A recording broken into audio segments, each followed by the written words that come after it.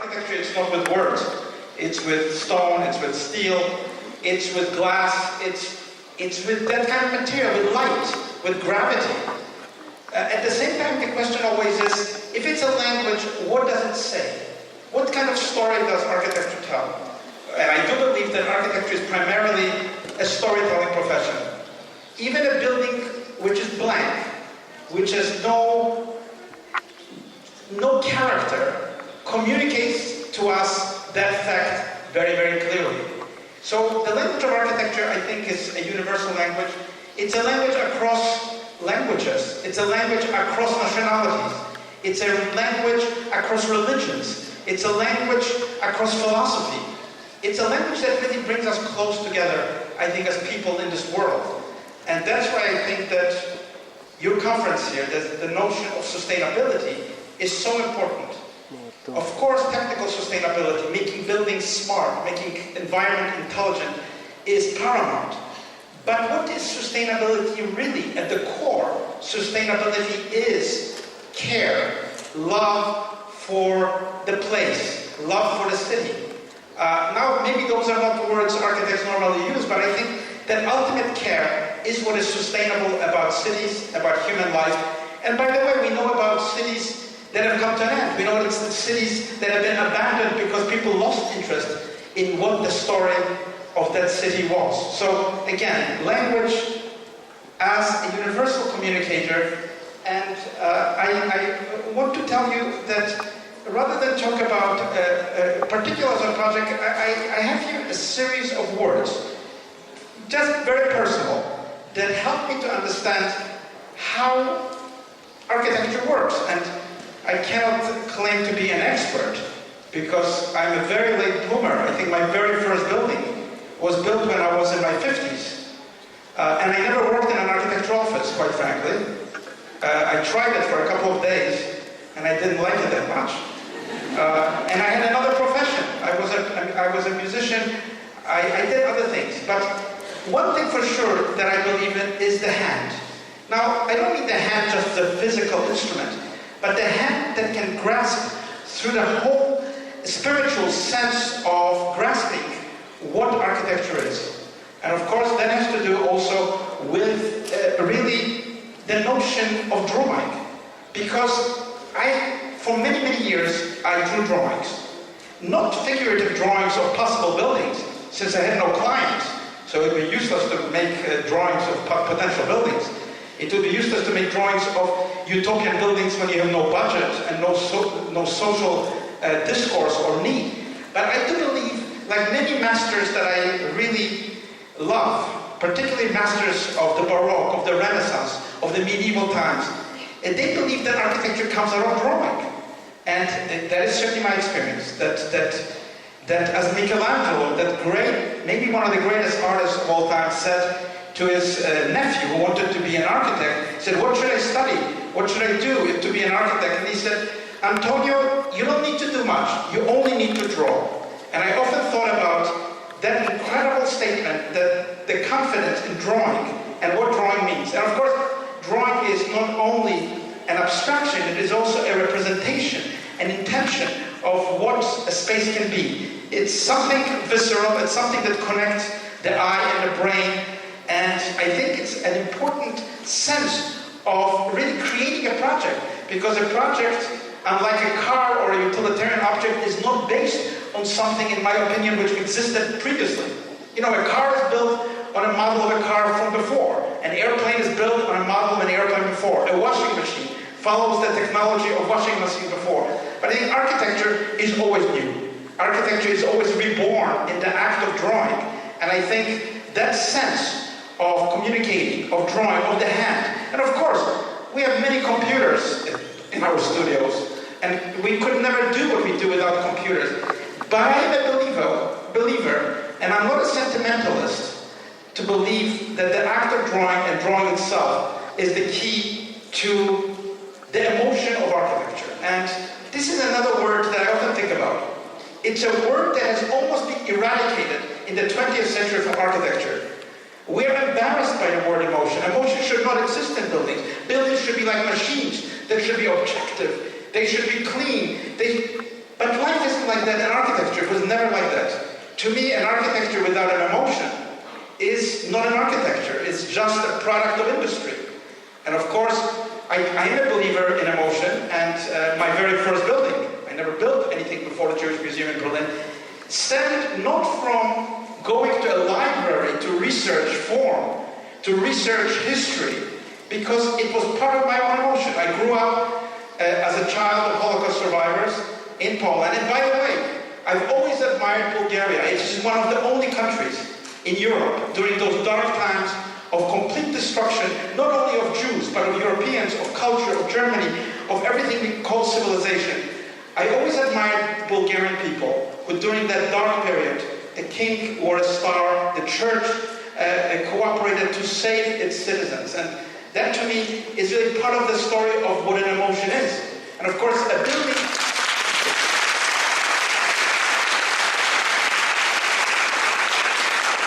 So I always believed that a building, for example, this one, which really had no artifacts, it had only remnants. It's not a museum of great art, of great materials. It's a museum really of what has remained after a total destruction of millions of people, and the implications of that void that has been created into the future. And of course, to bring that emotion, one has to create also spaces and places that are not perhaps pleasant, that are not meant to affirm one's idea of what a building should do. For example, in the voids of the museum, which are not heated in the winter, they are not cooled in the summer, that was the intent.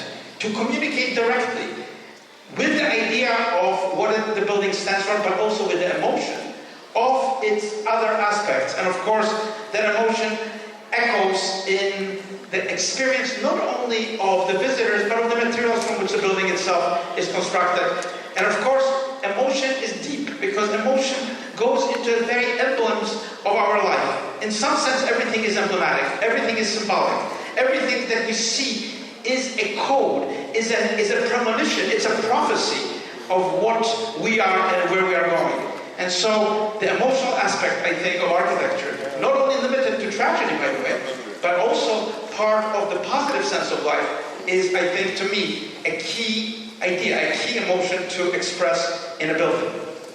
Music. Perhaps because I was a musician in my previous incarnation, I do believe that music is perhaps even more important than architecture. It's an art that doesn't seem to have any solidity, and yet it communicates on so many levels universally. When we hear a song, when we hear somebody singing, when we hear somebody walking, we understand that the sense of balance is not really in the eye, it's not in the visual world at all, it's in the inner ear. And of course, music, in that sense, is the key to really connecting architecture, because not only of its proportions, not only of its relationship to music and the way it is produced, but also the fact that music is very intellectual. Music is very precise, it's a science, not only in art, and at the same time, music which does not communicate to the soul directly is just a bunch of notes. And of course, I had a good opportunity to create a building here in Dublin, on the canals which were abandoned, which were sort of industrial residue, to create a building through private-public partnership that really would give a major hall, 2,500 people, for different performances, classical music, but also rock concerts, also theater performance, large-scale performances. And of course, it had to have acoustics. And by the way, I show you this image because you see the man on the stage without a microphone.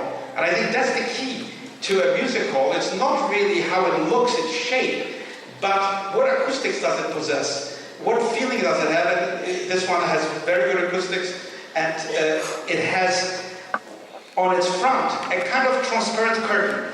What I try to do is to minimize the footprint of this project. You know, these projects are very large, they take up a lot of space, to create a public plaza, really, that really brings the audiences to a very highly economic concert hall. So really creating an outdoor space, which I work with Martha Schwartz, in order to really create that ambience and then bring the people to the wonder of performances into the musical world and to the music of the city of Dublin, which is one of the most musical cities ironically, a city that never had a large hall. And again, I also built on the, well, you cannot see very well, on the right and behind the building is there's a set of office buildings, which really made it possible to create a cultural activity. And by the way, music is also the music of economics.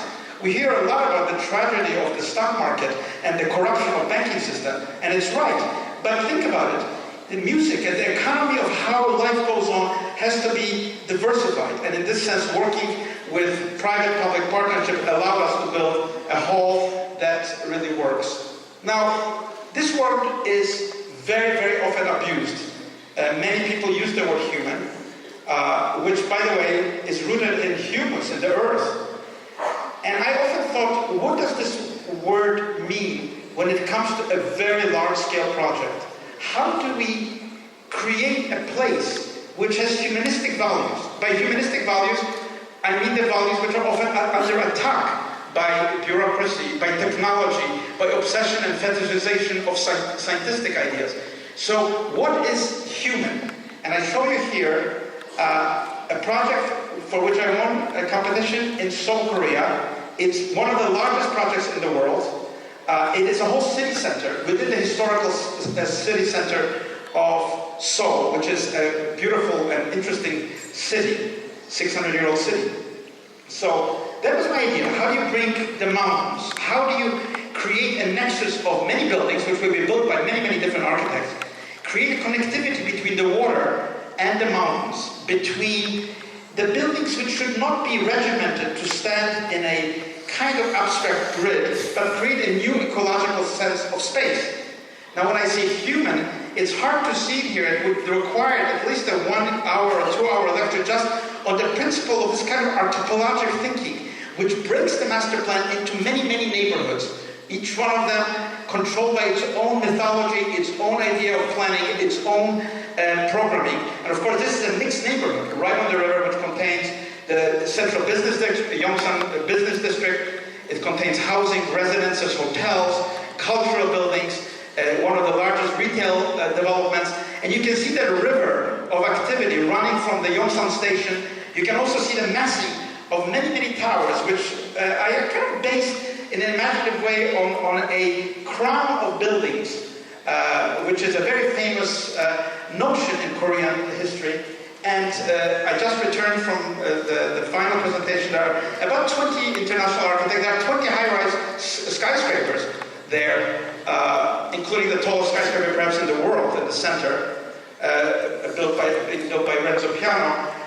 Many fine architects, but what I really appreciate is that all the architects, whoever they were, from wherever many countries, said to me that this plan gave them freedom to implement ideas that most master plans don't allow. And again, I think that's a key to a human scale, that it's not just what the buildings look like from a postcard, but what does it feel like when you are dreaming, when you're walking, when you're bringing up a family, where you're going to work. That's really, to me, what the human sense is. Well, memorable, I think, is a highly underestimated word in our times. Memory seems to come from other eras, but without memory, think about it, we would all be lost. If we lost our memories, like patients with Alzheimer's disease, we would not know who we are, we would not know where we are coming from, and where we are going. And so, the memory of a city is not only a nostalgia for the city of the past, it's also the memory of its achievements and of its desires. Here in the master plan and many of the buildings in Milan, in the city center of Milan, which are in the center of the city where the old fairgrounds used to be, which moved out, I was able to create a new idea of a major park. Milan, where my daughter was born, is a city of a lot of hardscape, a beautiful city, but I felt that it should be a green piazza, and also that there would be a need for high-rise office buildings, by the way, not higher than the Gioponti, beautiful Pirelli Tower, or the Ernesto Rogers, Torre Valesca. So again, the central tower, two other towers by Isozaki and Zaha Hadid, and of course it's a collaborative project. In my own tower, which is an office building, it's a mixed-use building as well, I sought to bring back something that Milan never really had, but is one of the greatest things in Milan, which is Leonardo da Vinci's plan to put a cupola on top of the Duomo. The Duomo, as you know, is that great triangular edifice built by mathematicians. But I sought to bring back and create a kind of a dome-like sense of space at the central piazza. And of course, there are also high-density housing blocks, which, of course, have to offer something new to the residents of Milan, and towers as well, which will really enliven the place in terms of its density, and also fortunately building the Museum of Contemporary Design and Art. Again, ideas based pretty much consistently on my love for Leonardo da Vinci's work. I think if he was living today, his man would become also a woman, inscribed in a circle and a square, but also created into a different direction of space altogether, not only orthogonally towards divine, but also obliquely towards others who are really, so to speak, in the curtains behind. So again, the project of memory, the project of building something new, which is related not in any cartoonish way to the past, is part of what I believe to be an important element of architecture. Of course, communication theory deals with mathematics. We know communication theory in media. We know it in a scientific discipline. We know it in genetics. But I believe architecture is the most communicative of all the disciplines because it combines science and art. It is about the idea and the emotion. It is about passing on a legacy. Now, in this building, which is in Hong Kong, in a very dense part of Hong Kong, I had the budget, there's a government building, of a concrete cube. The budget is based on what they presume architecture would always be, a concrete cube. But I wanted to show that it's possible to create a building that responds to its program in a different way. Because the Creative Media Center is a center for artists, for high-tech evolution, for engineers, and for sciences. And I wanted to create a social space, and I think that's part of the communicative nature of educational institutions. You can see that this building has thousands and thousands of people in it every day. And it has many, many particular programs, many theaters, many stages, many technological spaces for experimentation, both in the arts and in the sciences. But I sought to create a space really around the central circulation core, which is a space of interaction, of studios, of presentation. Of course, there's an elevator course, and there is a high-speed transport as well.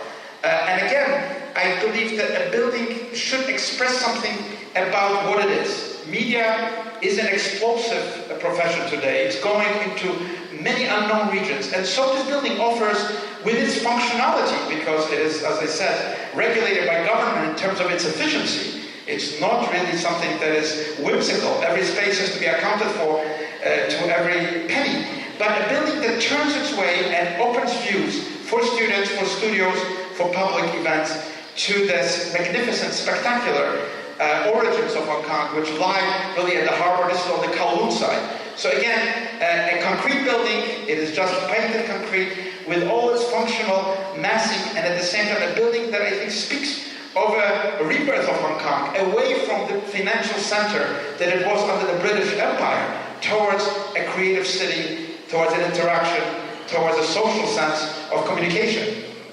I also believe that buildings should be radical. I do believe in this word. It's not really a word that can be safely used by architects, because you usually lose a commission if you use a word like this. But the word radical really means a root. A building has to be rooted in something more than the obvious program of a building, more than the obvious gossip on which a building should be based. So the radical aspect of the building is certainly where it is, what does it represent, and where is it rooted. Now, I grew up in Poland. I was 11 years old when I left Poland. I speak the language, I read Polish. By the way, I can read Russian pretty well when I'm here. And I had a chance to build really the tallest residential tower in Warsaw. And it was strange. The site became available on Złota 44, right across the palace, so-called Palace of Culture, which was a gift to oppress the Polish people from Stalin. And I remember it in childhood. It was the most dominating building in this city. It still is very dominant. You could never get away from the notion of the Soviet supremacy over the Polish nation. residential tower. It's very economic, but I didn't just extrude it. I created not just an elevation, but a torquing of the building, which refers really to the Polish eagle, an eagle that has been reborn. The Polish nation has been reborn. There is a sense of new freedom and new possibility, and of course to create a building which will be built, which is profitable, which is efficient, is part of the drama. But you can see that the building is partly even cantilevered and creates a very different sense of space on the street. So again, it's not just the symbolism of a building in the skyline, but what does it do when it interacts with many lower scale buildings, most of them built in the early 50s or right after the war in this zone, which strangely enough I discovered was where my grandparents, who I never met, they were all murdered, lived here. This was the old Jewish neighborhood, the old Jewish shtetl, which is now, of course, part of the center of the city, and I'm so glad to be building this building, which will, well, it cannot be taller by law. It cannot be taller than the so-called Palace of Culture, but I think it will change the view of Warsaw. It will change the fact that people will now be able to build living places in the center of the city, not outside of the city, but really in the center. I think it's very important that, and it has already begun. I think when this building was proposed, it was really one of the first, and now there are many proposals for high-rise buildings, office buildings, residential buildings, to revive the center of town in the railway station, to bring back really what a sustainable city should be, people living in the center rather than commuting out into the outer suburbs. So that's a building which is going to be finished pretty soon. That's another word I always think about. I mean, I like pointed things anyway, but everything should have a point, I think. Really, everything should have a point. And even when you're getting a program which might not be pointless, for example, in a city like Las Vegas, I thought, what can be done? What can one point to?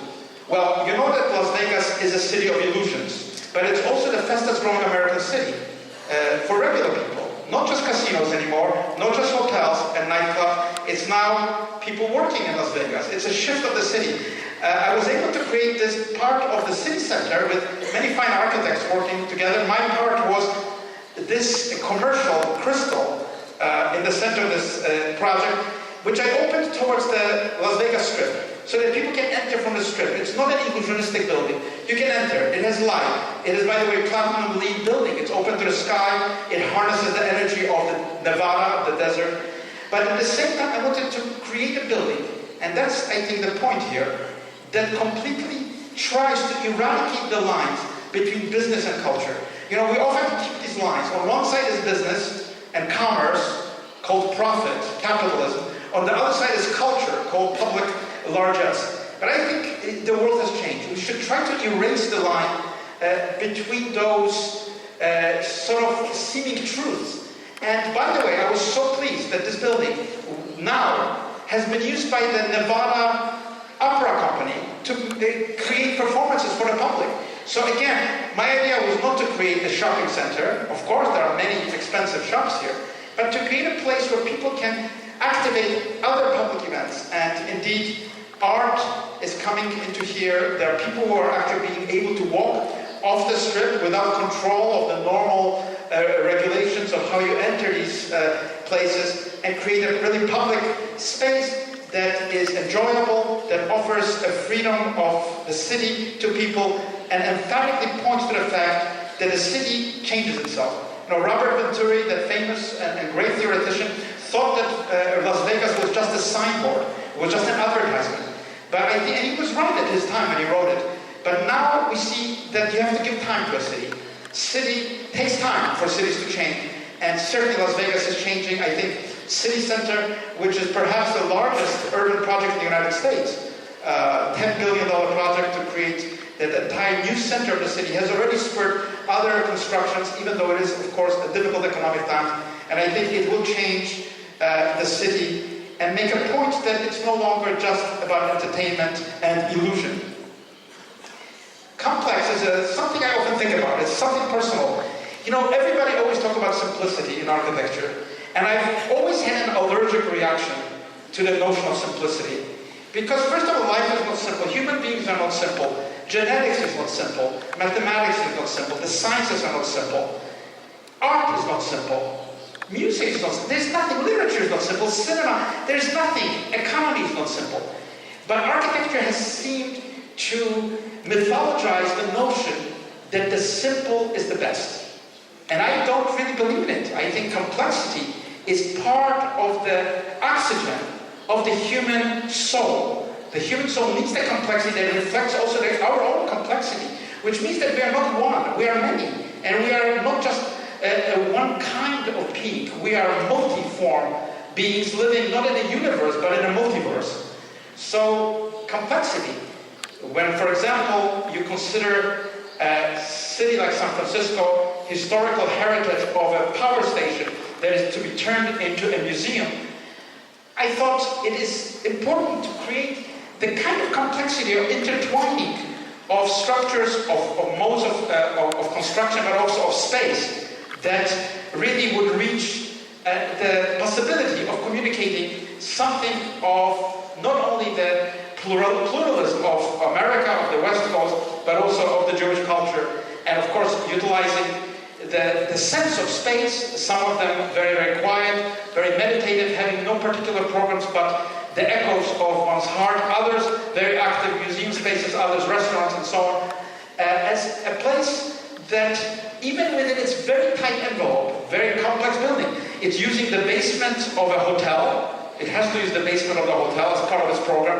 It cannot be expressed anywhere except slightly on top of the roof and slightly behind the church. But I think it's beautiful. The notion of complexity of a city that moves despite its seeming inability to transform itself. And that's part of what I believe in complexity of architecture and structure as well. Well, we all know the word political. And certainly, if there is one field that is political, it's architecture. It's the one field which cannot escape politics. First of all, you need a permission. You know, Jacques Derrida, who was a friend of mine, an acquaintance, who I often discuss things, the famous philosopher, said to me once, he said, you know, for me it's relatively easy. I can write whatever I want, and I can always find a small French publisher and get it published. But what can you do with architecture? You need a legal permission, even if you build a small house. So architecture is the politeia, it's the city itself. It's something that we cannot get away from. And by the way, just in rereading some of the dialogues of Plato, ancient Greek, 2,500 years ago, in the dialogue I was just reading on the airplane, he says, our city, which means Athens, 500 BC, has poor and rich. And we have to somehow make sure that there is social justice, that people can move on. So there's nothing new about the political. Now, building a major, this is the largest museum in Germany, and it was a very interesting project because it's really the old armory that already in the 19th century was transformed into a military museum. So it was the Saxon Military Museum, the Bismarck's Military Museum, it became the Nazi Military Museum, it became the Soviet Military Museum, the East German Military Museum, and in 1989, when unification took place, the government did not know, the Bundeswehr, the German army, did not know what to do with. How do you transform this into, again, a museum? Because the story goes on. The story is not over, either with a good ending or a bad ending. It's going on, depending on what we do. So, what I suggested is to create a very dramatic insertion into the existing building. I renovated the building, by the way. The etc., the front part was completely vandalized by the East German authorities. Parts of it were closed, column capitals were cut. I restored it as best as I could because it's a structure of its time, an interesting structure meant to house weapons. And then I cut it. I cut it with what I call this wedge, a kind of a vector that projects itself through the building with a completely different space and appears outwardly on the streets in this particular manner as a kind of lightweight open screen. Of course, within the building, there are complex spaces, new spaces that interact between the old structure and the new structure. It's a concrete structure. And of course, it has also, and I work very closely with the museum designers, to create an exhibition which is not ex post facto, as it was in Berlin, but is really integral to presentation of what it means to be in war, and why does war take place. So my notion was, this is not a museum. A museum in Germany, probably a museum anywhere, should never celebrate war, because war is evil. But a museum should ask why people participate in organized violence. Why do they agree to do it? Why do they do it? Why do they march? Why do they kill?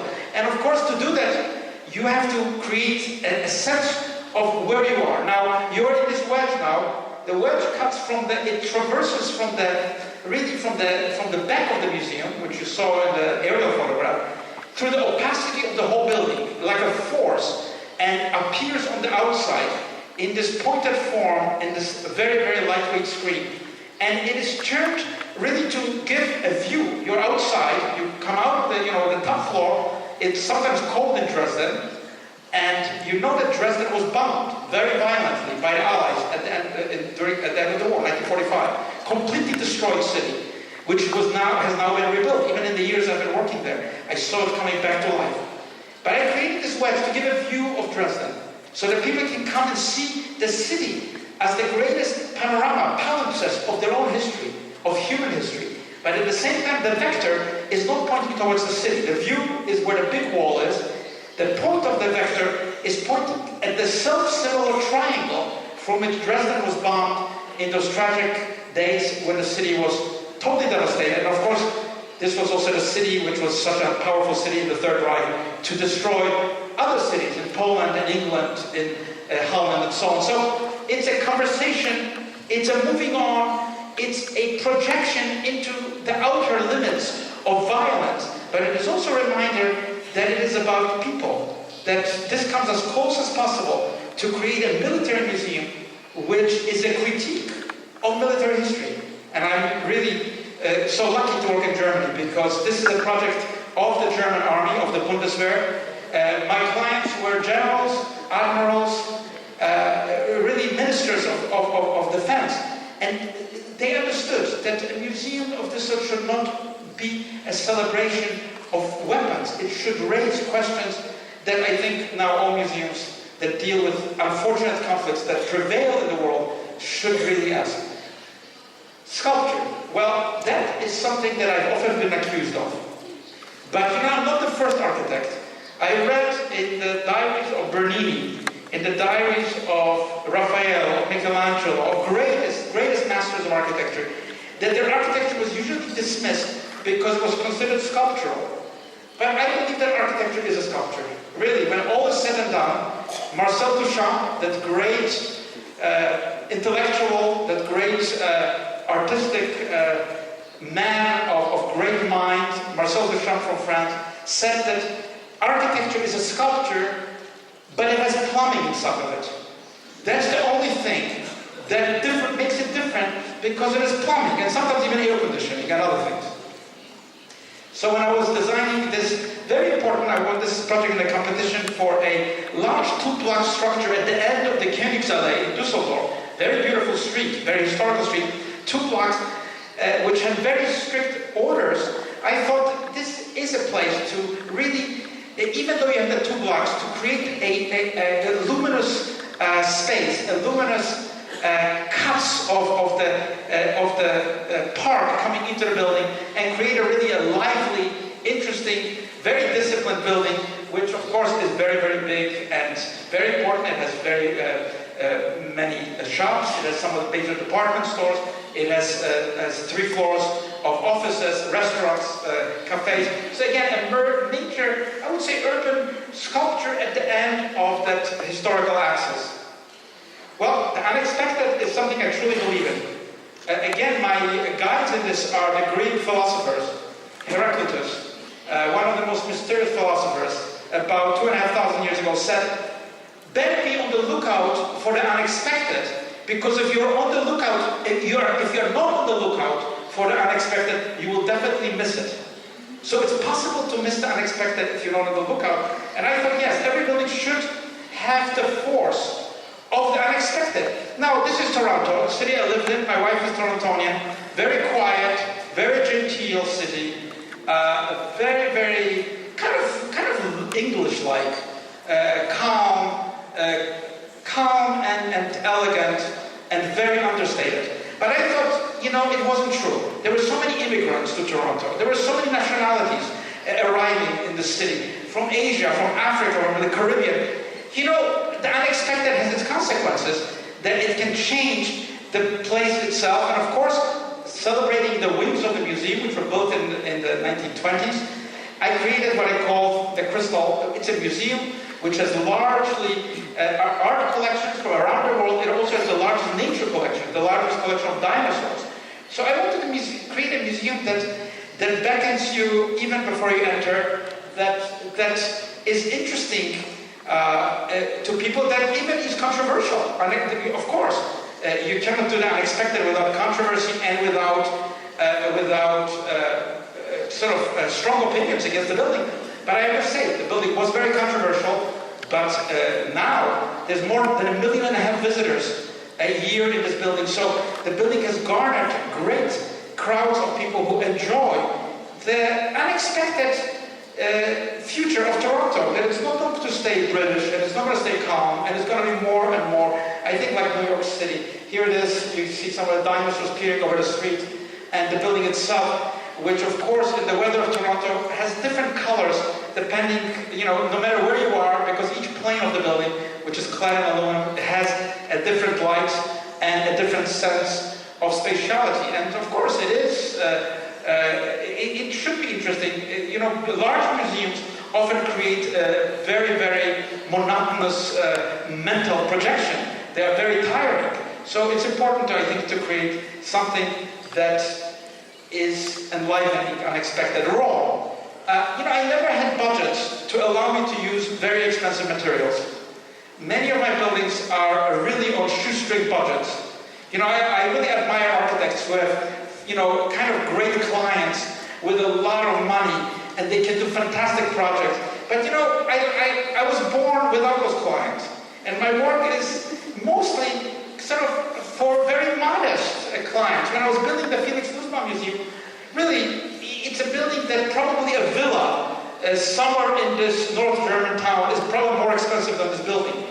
And I tried to create a story of the drama of collision of history of a singular human being who is certainly not a statistic of the Holocaust, because he's one person. He's not just a Jew. He is Felix Nussbaum, a painter who loved Germany, who was hounded, who painted, who escaped, who documented his experience, and at the end was given out by his neighbors and unfortunately deported on the last train to Auschwitz, where he perished with his wife. But I tried to make a building which tells that story with very, very simple means, very simple, not even very pleasant spaces. I wanted to create spaces that disturb the viewer. You cannot go too far from these paintings, because you're in the couple of meter width of his attic apartment in Brussels. And of course, the collisions with history, the collisions with time are not hidden, are not ameliorated, are not anesthetized, are revealed to be true collisions where things just come to an end and are raw by definition.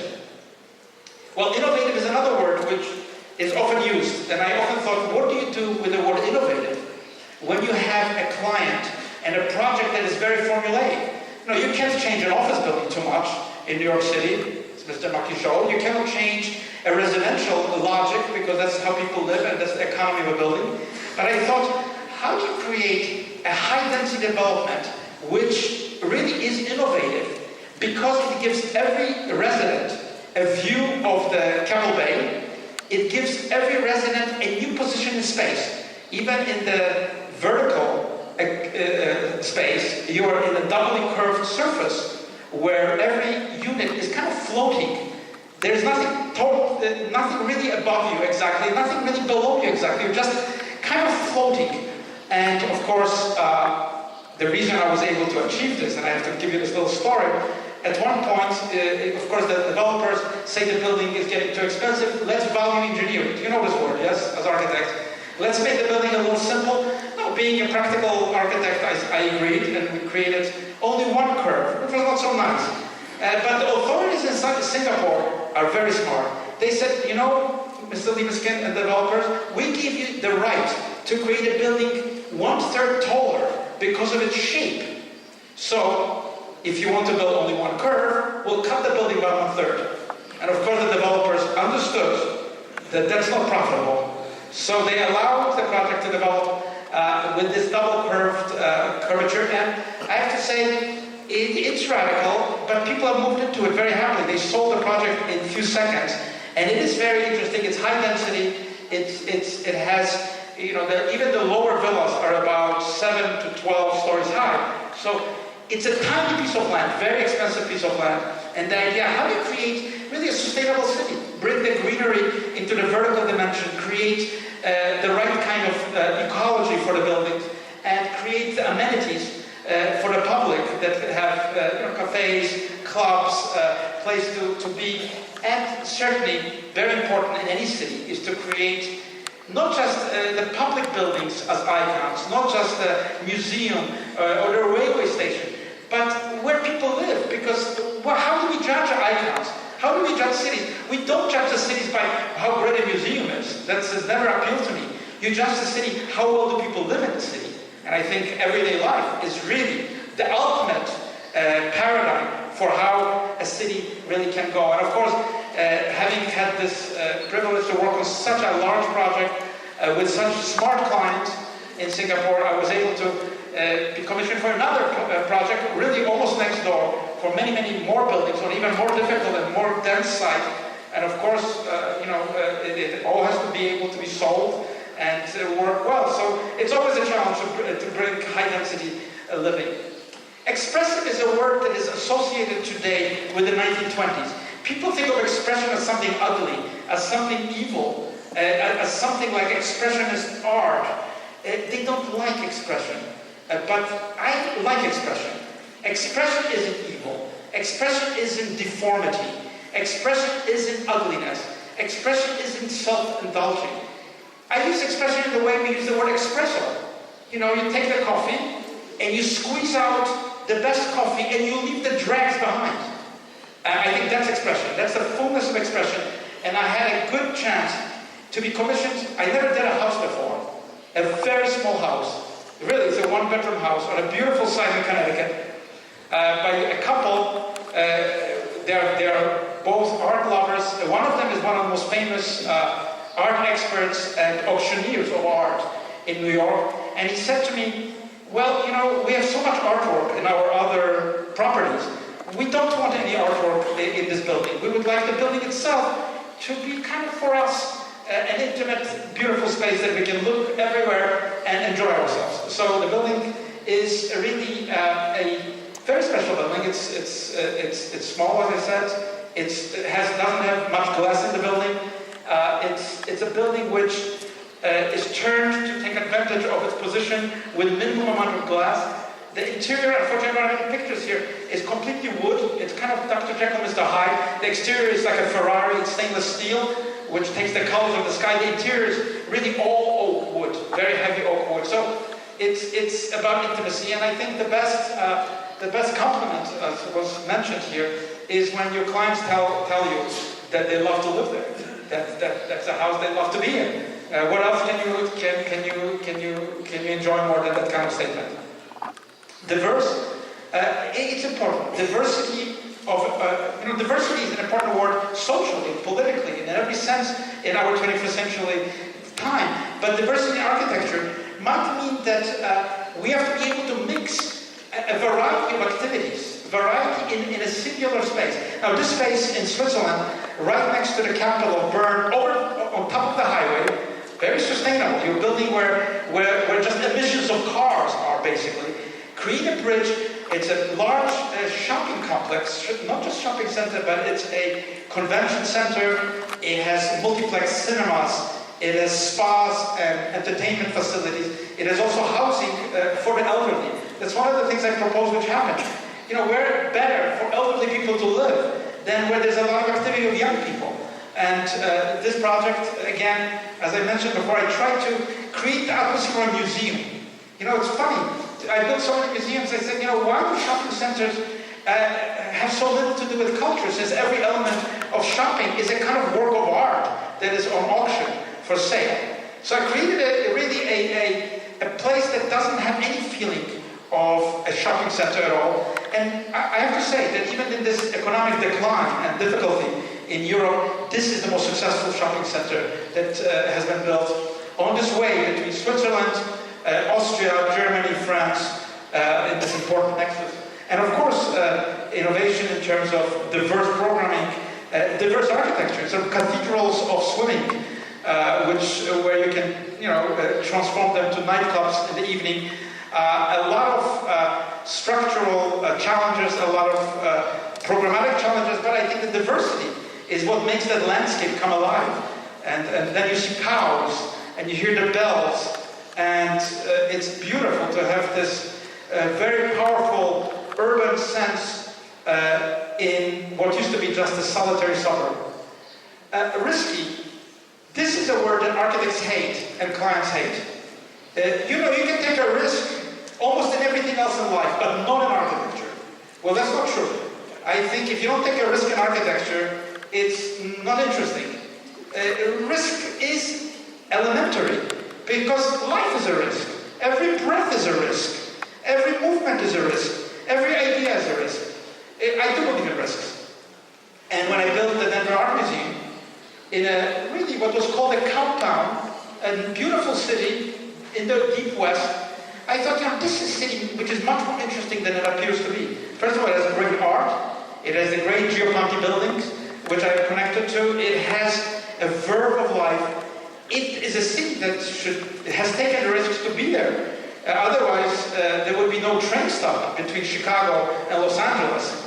They made sure that they created Denver in order for the train to stop. So creating these cantilevered spaces, creating a museum that is not a bunch of boxes with a nice facade, but spatially, I think, a very new experience. And why shouldn't a museum which shows African art, contemporary art, oceanic art, installation art, why should it not be radical?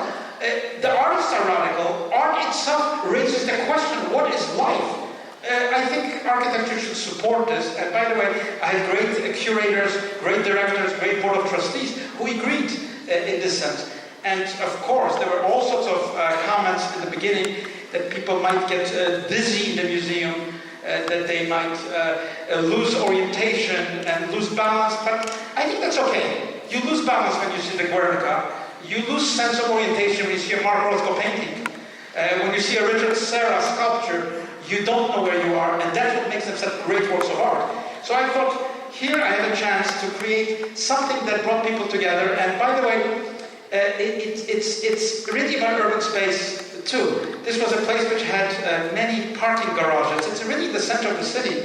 And really, I suggested in the competition that we should build housing on the other side, including affordable housing, and also close the street, create a piazza where people can leisurely walk around. So I convinced, I had great city authorities, great mayor, who agreed, why not? There's a state capitol with a golden dome. Why do we need all these parking lots? Why do we need, and building this place, I think, has changed Denver. I think that's what's important to say, that the risk is not the risk about a building, it's a risk about a city. And now this area, which used to be a kind of fringe area, is the center area. There's a new museum of art, the Clifford Still Museum. There are new galleries that have opened in this area. Housing has come back to this area. Land values have increased. So again, I think that's the risk. A risk of renovating a city is always connected with architecture and planning and urban design. Well, space. I do think that space is a word that is very used. What is space? How does it function? In New York, where we are building this tower, towers again have a certain economy of logic. They have to be, in New York, extruded. There are experts that calculate every millimeter of profit in a tower. But I propose that we can cut away in a kind of spiral formation parts of the tower, and therefore get permission to increase the height of the tower, which we did from the city authorities, because we put hundreds and hundreds of trees and made a building which really breathes in New York City, which is a city of, great city, but needs more trees, needs more landscape. And so the city has agreed, the developers, of course, have agreed, therefore, to be able to invest in this building because it has increased their value in terms of the number of floors the building has.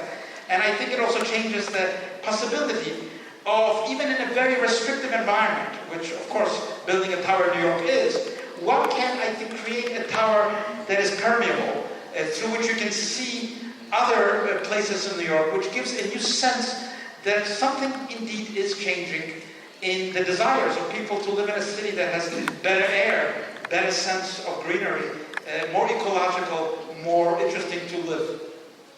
And that's my last word, so I won't go beyond this one. But truly, it's a word I believe in. You know, it's very tempting to get a dictator to give you a big plot of land and build a fantastic building. Very tempting, because you can do whatever you want. But you know, a democracy is not like that. You've got a lot of interests. You have to build a consensus. You have to compromise. And that's what I like. I discovered that that's really, as difficult it is, and it is very, very difficult, democracy is the best of all the worst forms of government. This is what Winston Churchill said. Democracy is the best of all the worst forms of government, because it's still government. But there it is. I started, when I won the competition for Ground Zero, with the idea of what should this place be. Now, it's 16 acres. It's a very small site. The program was 10 million square feet of office buildings. 10 million. It's a whole city center. It has the largest infrastructure in the world in terms of trains and subway connections.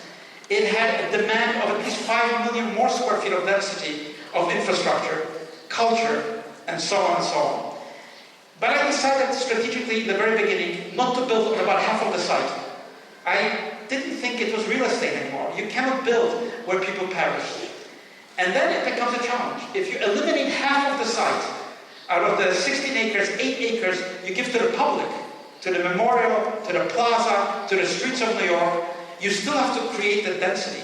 And you have to create it, in my view, with all the symbolic elements of liberty, of freedom, of what New York really stands for. And I show you my first sketch on the left, and one of the latest renderings with Mr. Markey's beautiful building on the right.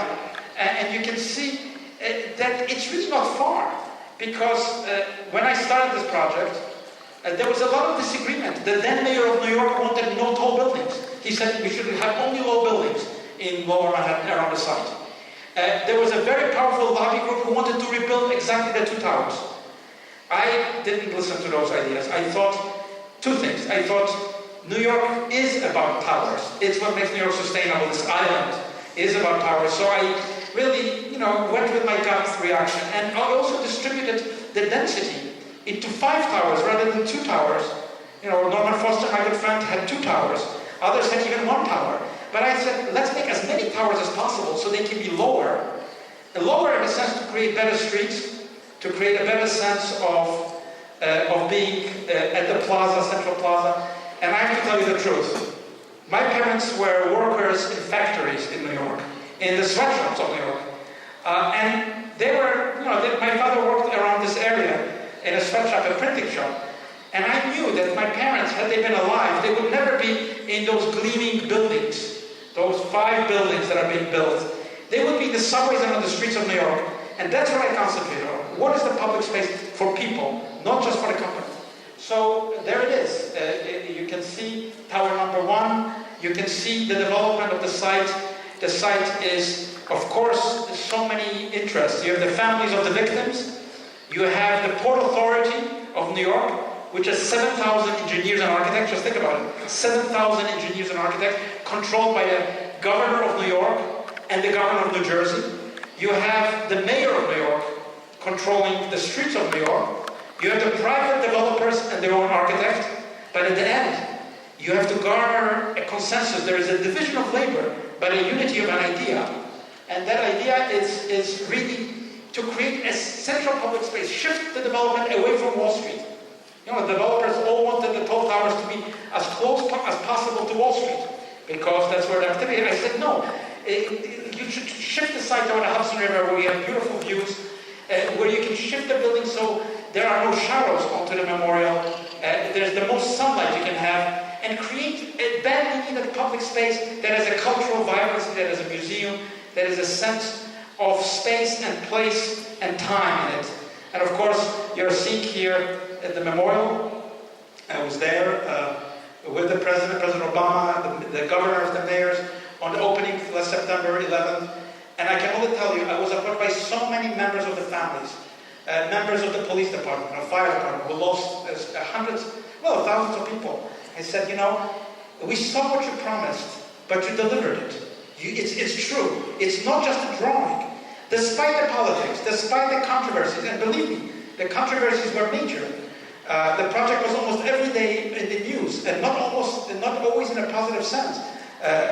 But as I see the memorial today, as I see people able to come, there is a change of mood in New York, as only an architecture can give. And I really end here where really I started, because I was an immigrant to New York.